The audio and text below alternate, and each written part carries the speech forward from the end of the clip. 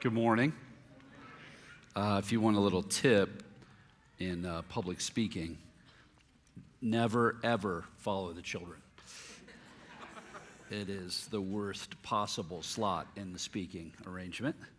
And so because of that, I will be as quick as I possibly can.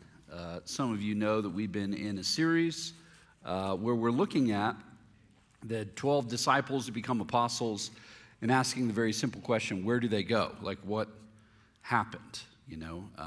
So different people might know some of those folks, but they just sort of disappear from the story. So we're looking at the scriptures, kind of who they were, but then also where they're headed. And since it is Mother's Day, I switched it up where I didn't actually technically pick one of the 12, but I picked one who's the mom of two of them, which is Salome. Anybody, give me everything you know about Salome. Go ahead. Okay, great. So, Annabeth's trying to be a teacher's pet over there and tell me the three things she knows. But it's worth pausing briefly to just say that, Mother's Day, as it is a celebration, it is also a difficult day for so many. I know there's many in this room who it just brings up complicated emotions. I don't have to lay it all out. I just want to acknowledge that you're in the room. This is a complicated day, sometimes because of the relationship with your mom or just even your own journey. And so I just want to acknowledge that and say it's a really, really big deal when you show up to rooms like this to worship and be the people of God. And yet at the same time, and maybe in relationship to that, mothers are very, very powerful people, not just within their own families, but throughout the world. And so that's why we want to pause. We want to pay attention to the impact that moms have. And specifically, this one mom named Salome, she's really interesting because of the story. We just read it. It's kind of the only kind of main story we have of her is this moment. This will be interesting to like literally 5 nerds in the room, what I'm about to say. So this is for 5 people. But here's something interesting. In the last few years, we've excavated and they found what they believe to be her grave. So it was just a few years ago, just outside of Bethlehem. It was kind of hidden behind another series of grave sites, and they found this one, and it's inscribed. This is Salome's grave, and there was kind of the indicators that it was probably her. So I just find that always interesting when you study the Bible, and I know many of you do, but if you don't, it's interesting to see how, as archaeology continues to develop, it continues to just undergird the scriptures. It's amazing, year in and year out, and if you are a nerd like me, you can just Google from time to time, what are recent biblical archaeological finds? And pretty much every year, something else is found that gives more credibility to the story of the Bible. And this is just one. So her grave was found, and there's some debate about who she was through church history. Some would argue that she may have been related to Mary, the mother of Jesus, through marriage. That's possible. Nobody really knows for sure. But what isn't debated is that she is the mother of James and John. And the story that we have of her as the mother of James and John is an interesting one, one that we just read a moment ago, where she asks a bold request of Jesus on behalf of her sons. You might even call it a prayer. And I think we all have, or maybe even a dream or an expectation. Anyone have expectations for their children? Okay, if you don't have any expectations for your children, did your parents have any expectations of you? That one you're like, I know those for sure. As a parent, just whatever you want to be, whatever you be. Not that. Okay, so it's, we have expectations. We form them naturally for anybody that we care about. And those expectations turn into prayers. Even non-religious parents pray for their kids from time to time. When your kid is not where you thought they were supposed to be, when you go to pick them up, when they're little. When you get the call from the school, I need to talk to you about your son. It's always bad, right? Like, there's never the call for like the great, well, there are a few. You form expectations, you form prayers. This is emotional and it's intense.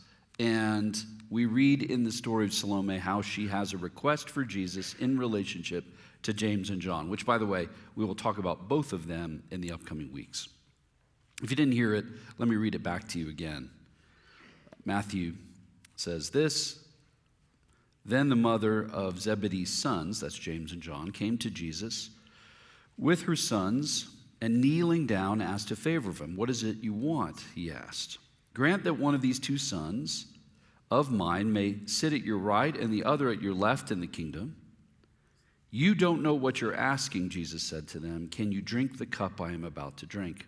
We can, they answered. Jesus said to them, you will indeed drink from my cup, but to sit at my right and my left is not for me to grant. These are places that belong for those whom they've been prepared by my Father. And then I love this little postscript Matthew adds in. When the 10 heard about this, they were indignant with the two brothers, I bet. This happens like in front of them, right? Like can you imagine the ribbing that takes place with these two guys with the other 10? They're like, oh, so you sent your mom. Oh, wow. Nice move, boys. And they're like, hey, we didn't even know she was going to do that. Oh, you didn't, did you? It's weird. You didn't really interrupt. You didn't. So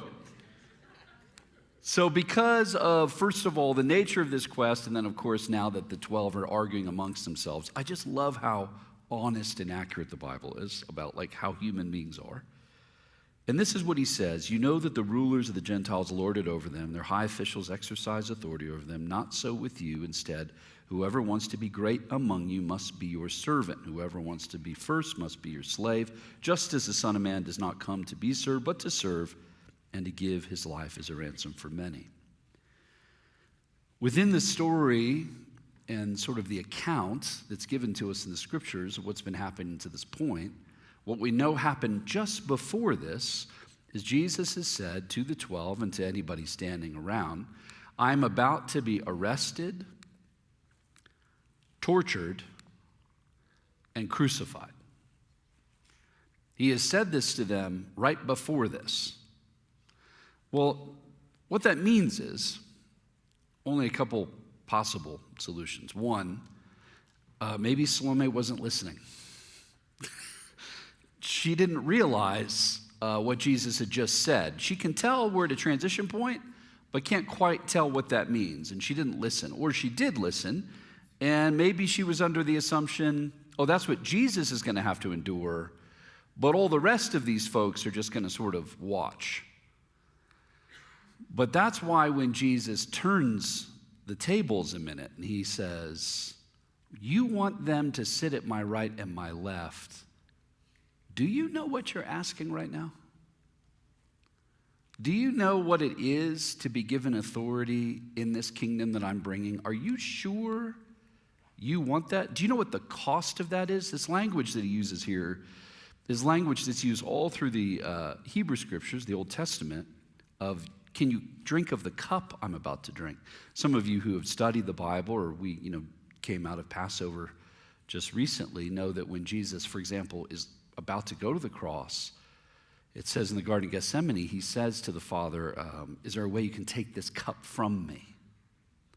Cups in the Bible describe a way that we interact with God that is filled with one drink or another. Sometimes bitterness, sometimes joy, sometimes suffering. So throughout the Bible, if you've read the Hebrew scriptures, there's the picture, the image is that you have to drink the cups in order. There's one drink, and then there's another drink, and then there's another drink. And basically what we want to do is skip the cups. We want to reach to the cup we want to drink, the cup of joy, the cup of blessing, when sometimes the cup that's in front of us is a cup of bitterness, a cup of suffering. And so that's the picture you get when Jesus is praying in the Garden of Gethsemane. He's saying to his Father, can we skip this one? Can you take this cup from me? And of course, in that prayer he says, okay, well, if this is the way, this is the way. Now, this is precursor to that, and so now he's looking at James and John's mom and also them directly and says, "Are you sure you want to drink this cup?" And they say, "Sure, of course we want to do that." And again, it's hard to know if they even have any idea what they're talking about. They probably don't. But basically, Jesus looks at this mom and says, "You think you are asking for power and authority or achievement." I have a good pastor friend who's Korean, and he says, every time I read this text, I assume that somehow Salome's Korean.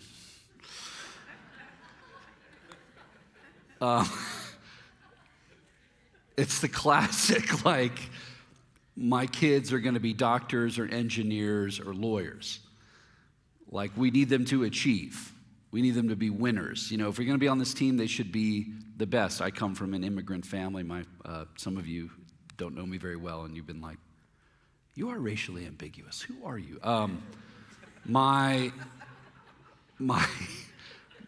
dad's Indian.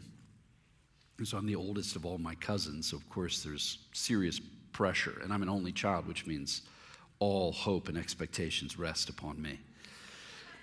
And so I had decided for the third of the options to be a lawyer. And here we are. And so that's a disappointment. And it's pretty serious disappointment. It comes up nearly every time I talk to anyone in my family. But, you know, it's right. It's okay to want your kids to succeed. You don't have to be from just an immigrant family or, you know, you want your kids to do well. You want them to succeed. You have expectations of what you want for them, and you ask God for those things, and you try to align things. And frankly, you are laser focused on your kids. I love the fact that she does this in front of the 12. 2 days ago, I was at my daughter's graduation from college, and it struck me, it's kind of like what happened up here, how all these parents have their phones out and people cheer, you know, when your kid goes up. They tell you, don't cheer, nobody listens. And your kid goes up to get the thing. And I found myself genuinely agitated that people were like screaming and making so much noise. You know, as kid after kid is going up, I'm like, my God, they told you not. And parents are jostling, you know, to put their phones in front of each other, and it looks like some kind of fist fight's going to break out. They told you no pictures. We have somebody taking pictures. Don't scream when your kid goes up. Everyone ignores everything because it's their kid. And I'm getting irritated right until my daughter walks across the stage. And then I'm going to kill everyone in front of me who gets in my way. And of course, we're screaming like crazy people, and then I want to leave right after that. That's true of your kids' performances. As you have really, really little ones, you are about to go to some of the worst musical performances you have ever seen. Like, it will be mind-boggling how bad they are. And yet you will take endless video that no one will ever watch. Who knows where it goes? You could clear out acres of servers somewhere of horrible videos being stored on the cloud. But it's okay to be focused on your kid. It's okay. You've been trusted to care for them. It's okay to lose track of things from time to time. But here's the challenge that Jesus gives that I think is important for all of us as parents, frankly, just in our own life, which is simply this. Don't you know that the authority I give comes with serving and suffering? Don't you know that the way my kingdom comes is not by becoming more powerful, but by becoming more humble? And Jesus doesn't say that in some sort of hallmark way. You know, he doesn't give you like a phrase to make you think like better about your life. Like, if life hands you lemons, make lemonade. You know, oh, it's deep. You know, he actually points to himself. This is how I've come. This is how God comes to us, full of all authority and all power. The one who created the very cells in your body came as a humble man born into a humble family in the middle of nowhere, who descended to be like a servant, not just a servant, but actually a death, not just a death, but a death on a cross. And as Paul writes in Philippians 2, and this is why he has been given the name above all names, because he showed us a new way, a different way to have a life with God and to have authority. And he says it very directly. I don't give you authority the way the Gentiles do.